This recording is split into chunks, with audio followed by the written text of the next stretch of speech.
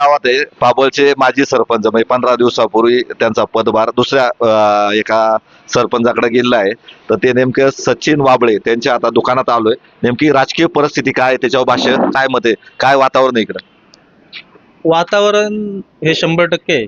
फक्त दिलीपरावजी वळसे पाटील, वळसे पाटील, वळसे पाटील अशा 100% वातावरण वळसे पाटलांचं आहे. खऱ्या अर्थाने पहिल्यांदा पाबळगाव हे शिवसेना आणि राष्ट्रवादी ह्या दोन गटामध्ये विभागलेलं होतं. परंतु जेव्हापासून महायुती झाली, गठबंधन झालं, तेव्हापासून पाबळगावामध्ये आतापर्यंत कुठल्याही प्रकारचं म्हणजे विरोधकच राहिला नाही. आता असतील थोडेफार एक 5-10% विरोध आहे, परंतु आता पाबळमध्ये 90% मतदान हे दिलीपरावजी वळसे पाटील साहेबांना म्हणजे विकासाला मतदान होणार आहे, हे तुम्हाला मी इथे ठामपणे सांगतो. तर एकंदर बराच वेळा सांगितलं जातं का वळसे पाटलांचा ठराविक कार्यकर्त्यांशी नेत्यांशी संपर्क आहे, म्हणजे तळागाळात संपर्क नाही. आणि ही 42 गावं तर थोडं अवघड परिस्थिती सांगितली जाते. मंचर गोडेगावला नेमकं वास्तव काय? वास्तव सांगायला म्हटलं तर तुम्हाला आज म्हणजे प्रथम मी माझ्यापासून सांगतो. आज जेव्हापासून मी राजकारणामध्ये आलेलो आहे, मी वयाचे 35 वर्ष मुंबईमध्ये काढले, गावाला येऊन 5 ते 6 वर्ष झाले. लोकांमध्ये वावरत असताना आज ज्यावेळेस मी ग्रामपंचायत सदस्य झालो, सरपंच झालो, सकाळी 7:30 वाजता मला घर सोडावं लागतं आणि दिवसभर मी फक्त घरामध्ये 1 ते 2 तास असतो.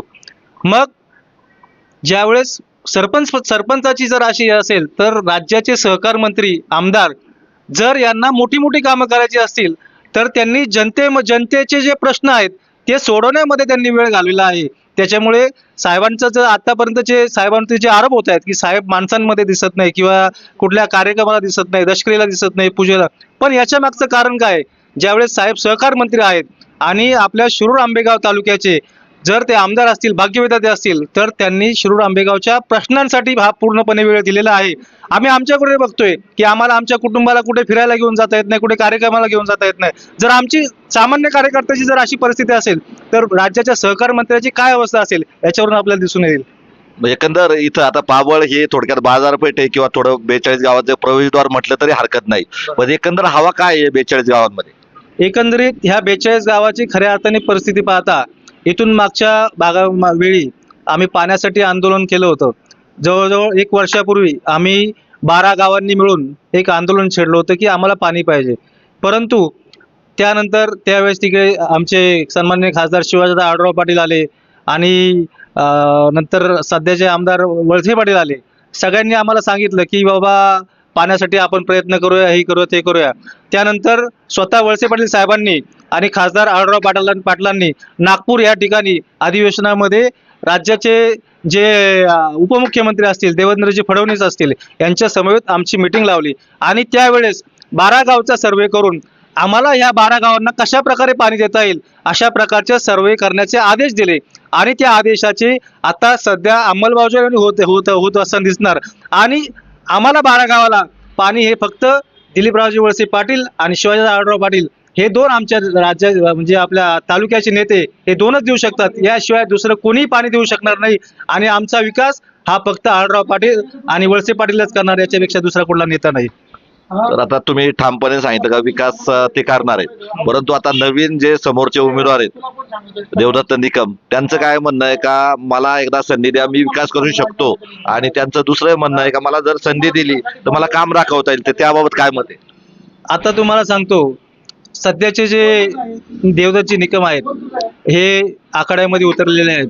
खऱ्या अर्थाने त्यांचे राजकीय गुरु हे सन्माननीय दिलीपरावजी वळसे पाटलांच्या माध्यमातून ते राजकीय क्षेत्रामध्ये आले आणि साहेबांच्या याच्यातूनच त्यांनी आज राजकारणात उडी घेतलेली आहे. मग तुम्ही एवढ्या दिवस जेव्हा राजकारणामध्ये होते, तुम्ही तुमची जी उंची वाढवली राजकारणामध्ये ती कोणामुळे वाढली याचा तुम्ही अभ्यास केला पाहिजे. जर आपण गुरूंच्या विरोधात जर आपण उभं राहिलं तर गुरु हा गुरु असतो आणि शिष्य हा शिष्य असतो. मग देवदत्तजी निकम तुम्ही जर निवडून आले तर तुम्ही फक्त आमदार होणार, परंतु दिलीपरावजी वळसे पाटील हे जर आले तर हे नामदार होणार आणि मंत्रीपद त्यांच्या वाट्याला येणार. भविष्यामध्ये वरती आता सरकार हे महायुतीचं येणार, यात कुठलीही शंका नाही. कारण सन्माननीय एकनाथभाई शिंदे असतील, देवेंद्रजी फडणवीस असतील, अजितदादा असतील, यांनी वेगवेगळ्या माध्यमातून शेतकऱ्यांसाठी विविध योजना आणल्या. आई बहिणींसाठी विविध योजना आणल्या. जे वयोवृद्ध असतील त्यांना फिरण्यासाठी म्हणजे ज्या तीर्थयात्रा याच्यासाठी सुद्धा त्यांनी निधी आणला. म्हणजे सर्वसामान्यांचं जे कैवारी असेल ते महायुतीचं सरकार आहे, याच्यात कुठलाही प्रश्न नाही. आता पाबळ परिसरातून मागच्या लोकसभेला काय परिस्थिती होती? मागच्या लोकसभेला तसं पाहिलं तर आमच्या पाबळमधून कोल्हे साहेबांना एक 100 मताचं लीड होतं. परंतु राजकीय परिस्थिती त्यावेळेची पाहता ज्यावेळेस थोडंसं जातीचं समीकरण झालं, त्या जातीच्या समीकरणामुळे थोडंसं आमच्या पाबळमध्ये आढळरावांना 100 मताचं कोल्हे साहेबांना 100 मताचं मताधिक्य झालं.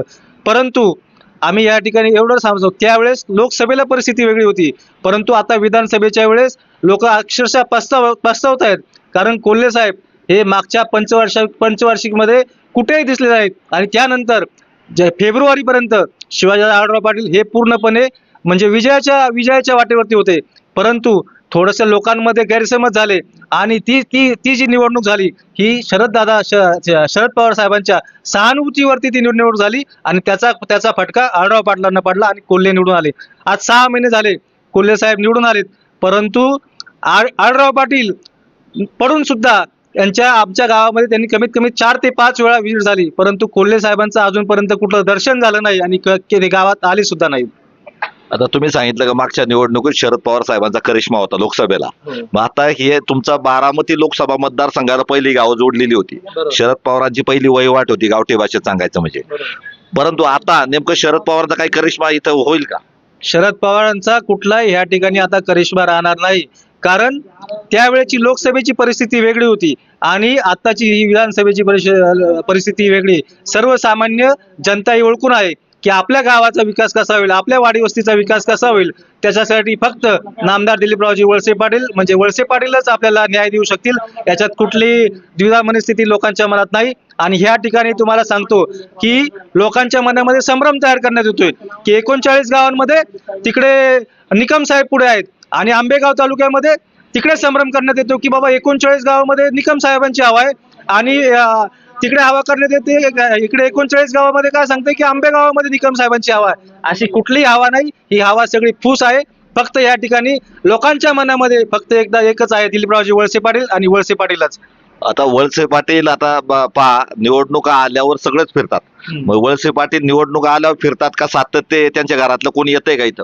अहो, दिलीपरावजी वळसे पाटील यांच्या पाठीमागे त्यांचे दोन्ही पुतणे म्हणजे प्रदीपदादा असतील, बंटीदादा असतील, आमच्या पूर्वाताई असतील, प्रमोद वळसे सरपंच असतील, यांची एक मोठी टीम आहे. जरी वळसे पाटील साहेब हे सर्वसामान्य गावामध्ये जरी पोहोचू शकत नसतील तरी प्रदीपदादा हे कधीही बघा तरी पाबळमध्ये रोज दिवसाला तुम्हाला एकदा तरी चक्कर पाबळमध्ये होणार आणि सर्वसामान्य कार्यकर्त्यांपर्यंत जाऊन पोहोचणार की बाबा तुम्हाला काय काय काय खुपतंय, काय तुम्हाला कमी आहे का, कुठल्या वाडी वस्तीवरती. तुम्हाला आता छोटंसं उदाहरण सांगतो की लोकांना शेतकऱ्यांना आपल्या शेतामध्ये आता या पावसामध्ये जाण्याची म्हणजे वाट बिकट झाली होती. दादांनी कारखान्याच्या माध्यमातून कमीत कमी 200 डंपर या ठिकाणी मुरुम दिला आणि लोकांची वाट ही सुकर करून दिली. लोकांच्या सुखदुःखामध्ये जर समाविष्ट होत असतील तर हे वळसे पाटील घराणं, याच्याशिवाय कुठलाही आता पर्याय नाही. कारण आता ज्याप्रमाणे पावसाळा येतो छत्र्या उगवतात, अशा अनेक या ठिकाणी नेते उगवतील. आता तुम्हाला निवडणूक दिसली आहे, आता लोक येत आहेत, लोकांच्या घरी जात आहेत की बाबा तुम्ही हे करू ते करू. आता तुम्हाला काय सुचतंय, ह्या डीपीवरती जाणार तिथे फ्यूज बदलणार, तिथे जाणार तिथे फ्यूज बदलणार.